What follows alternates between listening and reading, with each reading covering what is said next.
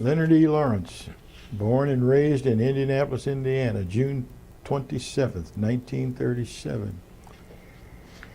It's interesting that I even went to college. My father had an 8th grade education. He was a chauffeur.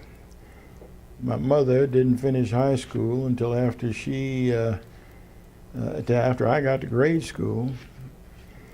And yet both of their children ended up being college graduates, me from Indiana University and my sister from Purdue. I graduated from Indiana University. Well, let me back up. I started Indiana University in 1955. And in those days, if you were from Indianapolis, you had no choice, relatively speaking, about your fraternity. You were going to be a Kappa. Now, this was especially true in my case for 2 reasons, i.e. 2 cousins. I had one cousin who was always put up to me by my family as the role model that I should have. He was the first college graduate in our family. And he was initiated into Kappa Alpha Psi through the Indianapolis alumni chapter. And then there was another cousin who was a cousin by marriage, but he had been initiated into Kappa Alpha Psi at Indiana University 7, 8 years before I got there. As a matter of fact, his wife was the first black student ever to be allowed to live in a dormitory on Indiana University's campus. So obviously it was a time of tremendous segregation. There were only 300 black students on the campus, and fraternities and sororities were a very important part not only of our life but of our survival at that point in time. I ultimately went to medical school, and first day I walked into Indiana University's medical school, Dean walked up, put his arm around my shoulder and said, "Son, I hope you know we're glad you're here. I hope the other colored students have told you the highest grade you can make in this school is a B." And somebody asked me once, they said, "Well, weren't you angry?" I said, "I was mad as the devil." And somebody said, "Well, how'd you feel?" I said, "I wanted to kill him." And they said, "Well, why didn't you?" I said, 2 reasons, my mother and my father. I said, because if I'd have killed him, my mother would have killed me, and then when my daddy got home from work, he would have woken me up and he would have killed me again. So there was no reason for me to die twice for this gentleman to only die once. But anyway, it was a difficult time. I saw in my work as a general medical officer, which equates with family practitioner, a lot of situations where family issues created emotional problems in various members of the family. I really hadn't had an interest in psychiatry at that point in time, but I really became very much aware of the importance of it when I was working as a general medical officer. And so I applied for training back at Indiana University in both psychiatry and ultimately child psychiatry.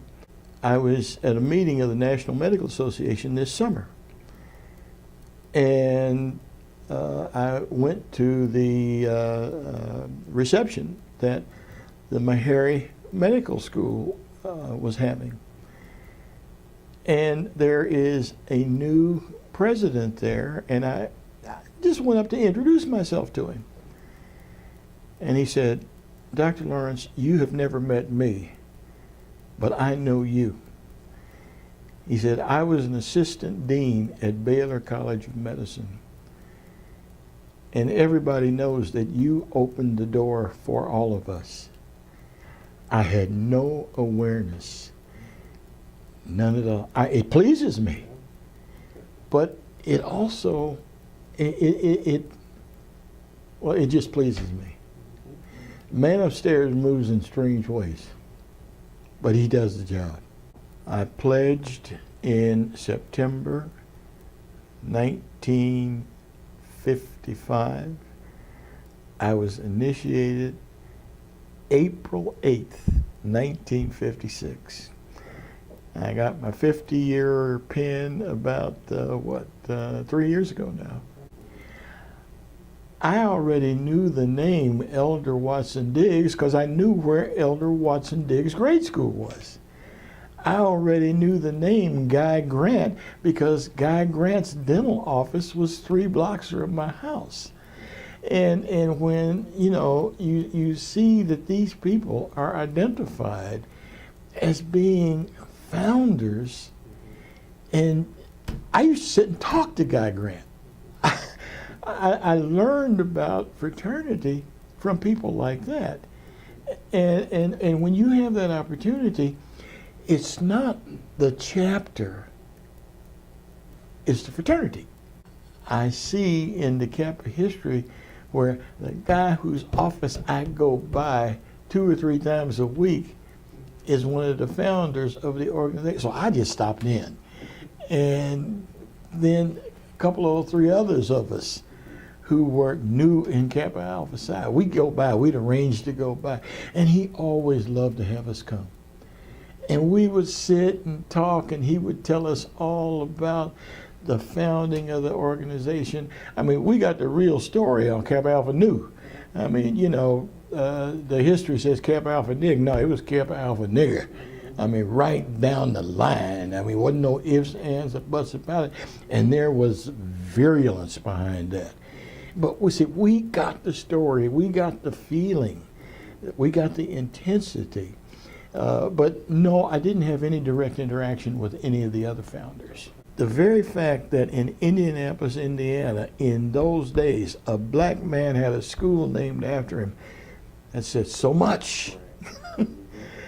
I mean, the very fact that a black man had a school named after him. The only other black man in the city that had a school named after him was Crispus Attucks.